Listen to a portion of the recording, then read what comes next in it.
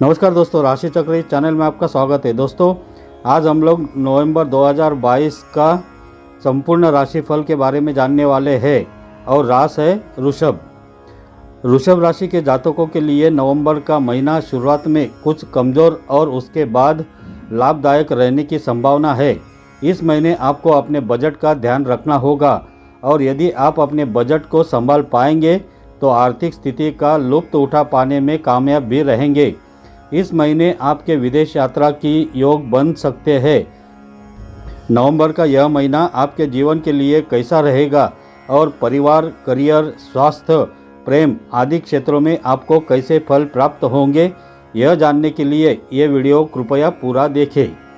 तो करियर के दृष्टिकोण से देखें तो नवंबर का महीना करियर के लिए अच्छा रहने वाला है।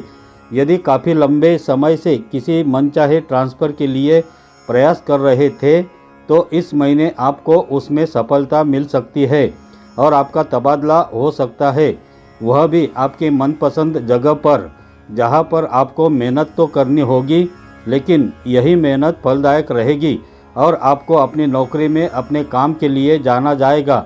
आपका रुतबा भी बढ़ेगा और आपकी सोच और काम करने की क्षमता आपको एक मजबूत व्यक्तित्व प्रदान करेगी, जिसके परिणाम स्वरूप नौकरी में आपका दबदबा बढ़ेगा। छठे भाव में सूर्य, बुध, शुक्र और केतु की वजह से नौकरी में आपको प्रयास करने से सफलता प्रदान करेगी, लेकिन आपके कुछ विरोधी भी सिर उठा सकते हैं। हालांकि वे जीत पाने में कामयाब नहीं होंगे, फिर भी आपको कुछ समय के लिए परेशान और अस्थिर कर सकते हैं। इसलिए आपको उनसे सावधान रहना होगा और अपनी तरफ से काम में किसी भी तरह की गड़बड़ी से दूर रहने की कोशिश करनी होगी, तभी आप नौकरी में सफलता पाएंगे। यदि आप कोई व्यापार करते हैं तो महीने की शुरुआत कमज़ोर रहेगी। द्वादश भाव में राहु और छठे भाव में सूर्य, बुध, शुक्र तथा केतु के होने से व्यापार में कुछ समस्याएं रहेगी। सप्तम भाव के स्वामी मंगल भी वक्री अवस्था में दूसरे भाव में विराजमान रहेंगे।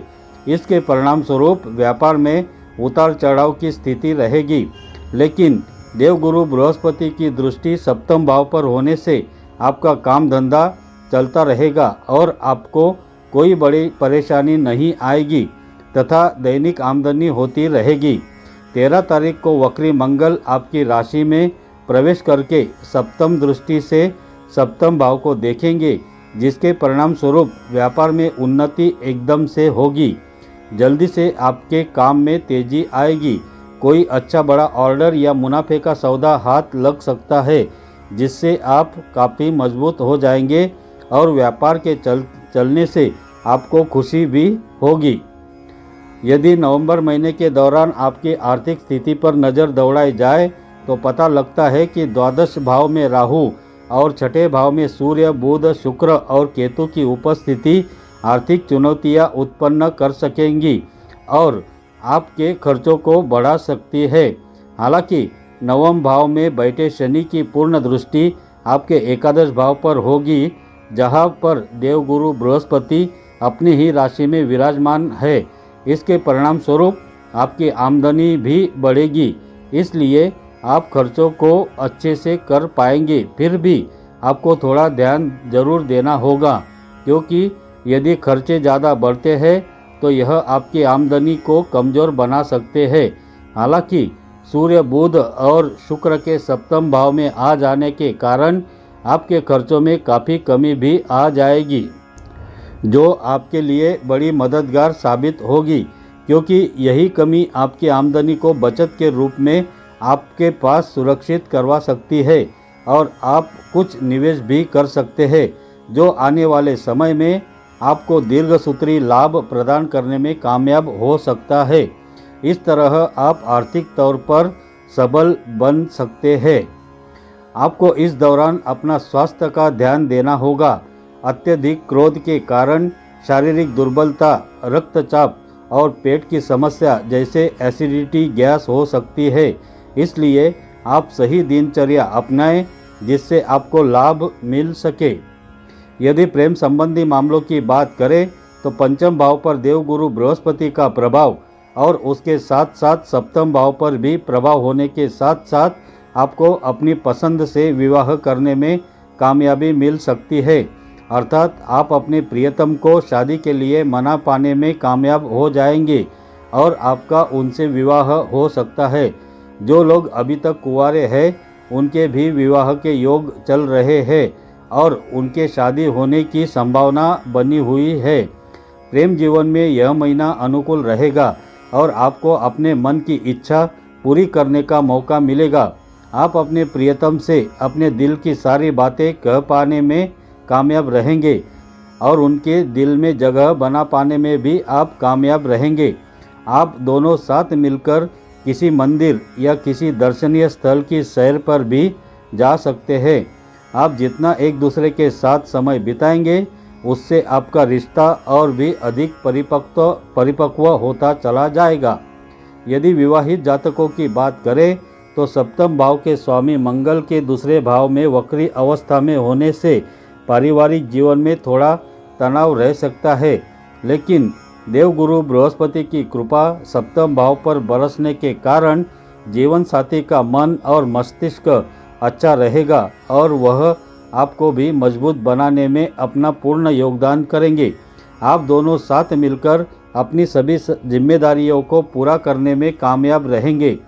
13 तारीख को मंगल के वक्री अवस्था में आपकी राशि में प्रवेश करने के बाद से उनकी पूर्ण सप्तम दृष्टि आपके सप्तम भाव पर रहेगी, जिससे दाम्पत्य जीवन में थोड़ा तनाव रह सकता है। आपके मन में गुस्सा बढ़ सकता है जो आपके रिश्ते पर नकारात्मक प्रभाव डाल सकता है, इसलिए इस दौरान आपको शांत रहने की हर संभव कोशिश करनी चाहिए। कुंडली के दूसरे भाव में वक्री मंगल की उपस्थिति रहेगी, जिसके परिणाम स्वरूप आपकी वाणी पर कठोरता का भाव रहेगा और आप कुछ ऐसी बातें करेंगे जो आपके अपनों का दिल दुखा सकती है। इससे परिवार का माहौल बिगड़ सकता है, इसलिए आपको थोड़ी सावधानी रखनी होगी और अपनी वाणी पर काबू रखना होगा। वक्री मंगल के कारण खाने पीने से संबंधित समस्या जैसे एसिडिटी, गैस होने की वजह से भी आप परिवार पर अपना गुस्सा दिखा सकते हैं। हालांकि आपको इससे बचने की सलाह दी जाती है। कुंडली के चतुर्थ भाव के स्वामी सूर्य के छठे भाव में होने से पारिवारिक जीवन में वाद विवाद की उपस्थिति हो सकती है और मानसिक तनाव भी हो सकता है। सूर्य, शुक्र और बुध के एक साथ सप्तम भाव में आ जाने के बाद पारिवारिक माहौल में थोड़ी सकारात्मकता लौटेगी, तान तनाव कम होगा और यदि आप शादीशुदा है तो जीवन साथी के संयोजन से आप पारिवारिक माहौल को बदलने में कामयाब जरूर हो जाएंगे।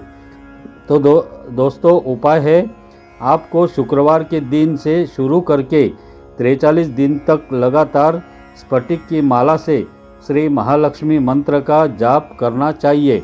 इसके अतिरिक्त आप महालक्ष्मी जी को समर्पित श्री सूक्त का पाठ भी कर सकते हैं। शारीरिक समस्याओं में कमी करने और अच्छे धन लाभ की प्राप्ति के लिए शुक्रदेव के बीज मंत्र का जाप करना आपके लिए लाभदायक रहेगा। तो दोस्तों, अगर ये जानकारी आपको अच्छी लगी है तो कमेंट ज़रूर कीजिए और अगर ये वीडियो आपको पसंद आया है तो इसे लाइक कीजिए, शेयर कीजिए और अपने इस चैनल को सब्सक्राइब ज़रूर कीजिए। धन्यवाद।